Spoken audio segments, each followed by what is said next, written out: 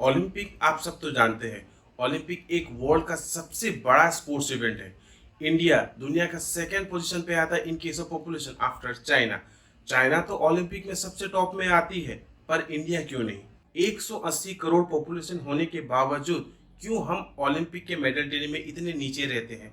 तो आज की इस वीडियो पे मैं इन्हीं सारे को फिगर आउट करूंगा और आप सबको बताऊंगा कि क्यों, कब और कैसे हम ओलंपिक में अच्छे मेडल ला सकते हैं और मेडल टेली पे टॉप में आ सकते हैं। तो बने रहिए मेरे वीडियो। सच बताना, इंडिया को ओलंपिक मेडल टेली में इतने नीचे देखते हुए आप सबको बुरा लगता है कि नहीं लगता है?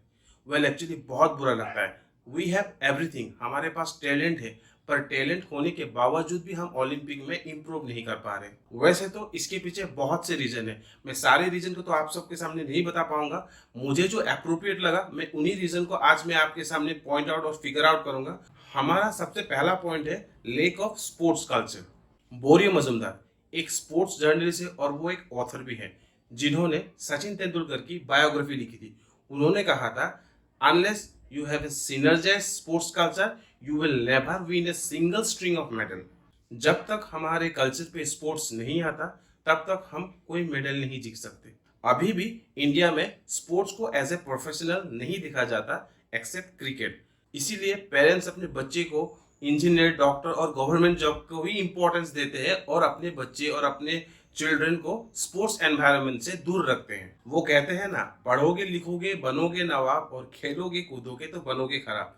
एक्चुअली ये एक मिथ है जो हमारे समझ में बैठ गया है। मैं पढ़ने को गलत नहीं बता रहा, ना कि इससे मैं डिसएग्री कर रहा हूँ। मैं बस ये कहना चाहता हूँ कि हमें भी इंडिया में स्पोर्ट्स को एज ए प्रोफेशन देखना चाहिए, जैसे हम दूसरे प्रोफेशन को देखते हैं। हमारा दूसरा पॉइंट है less contribution to the sports. हमारी इकोनॉमी हर एक फील्ड पे हर साल बढ़ रही है, पर हमारे यूनियन बजट स्पोर्ट्स के लिए अभी भी उतनी नहीं बढ़ी है, इतनी एलोकेट नहीं होती है as compare to other country. अगर हम लोग स्पोर्ट्स एनुअल बजट को इम्प्रोवाइज नहीं करेंगे, then how it will be possible for India to come top in the medal tally of Olympic. हमारा थर्ड पॉइंट है सबसे इंटरेस्टिंग और सबसे फैक्ट, आप सब ये बात को मानोगे, that is cricket fans all over. ये पॉइंट सबसे इंपॉर्टेंट है अकॉर्डिंग टू मी। इंडिया में क्रिकेट को त्योहार, फेस्टिवल की तरह माना जाता है। हम ओलंपिक के दौरान में ही देखते हैं और उसके बाद जो 4 साल के बाद जो आता है, उस 4 साल में हम सिर्फ क्रिकेट देखते हैं।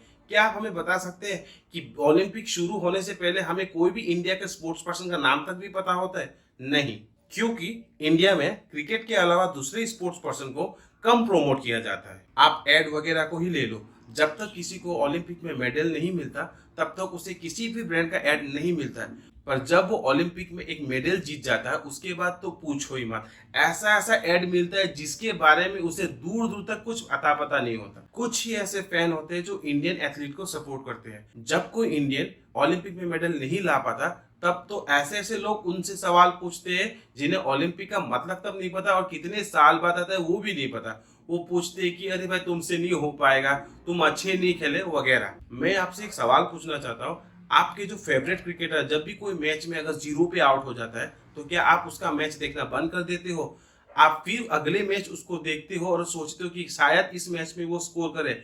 सेम एज लाइक हमें भी क्रिकेट के साथ साथ दूसरे स्पोर्ट्स को भी सपोर्ट करना चाहिए, तभी जाके हमारे देश के एथलीट को भरोसा मिलेगा और एनकरेज मिलेगा। हमारा जो अगला पॉइंट है वो है corruption and less care. Narsingh Yadav, Indian wrestler जिन्होंने 2010 के कॉमनवेल्थ गेम्स में गोल्ड मेडल प्राप्त की थी, जिन्हें ड्रग टेस्ट में पॉजिटिव भी पाया गया था। नाडा, नेशनल एंटी डोपिंग एजेंसी, जिन्होंने नरसिंह यादव पर एक रैंडम ड्रग टेस्ट कराया था जहां उन्हें पॉजिटिव पाया गया था eight sports authority of India के सोनीपत सेंटर में, और after that he was completely ban from the Olympic. ऐसा नहीं कि हमारे भारत देश में टैलेंट नहीं है।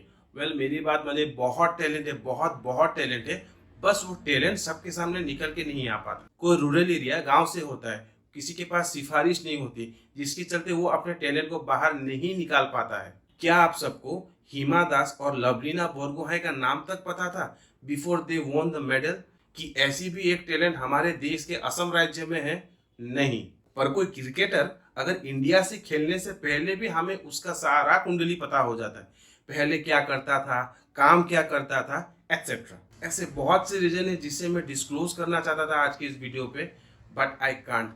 Actually not only for me, for all of us, if the India is in the top in the medal tally ranking in Olympic. तो अगर आप सबको मेरा ये वीडियो पसंद आया तब thank you. Till then good bye.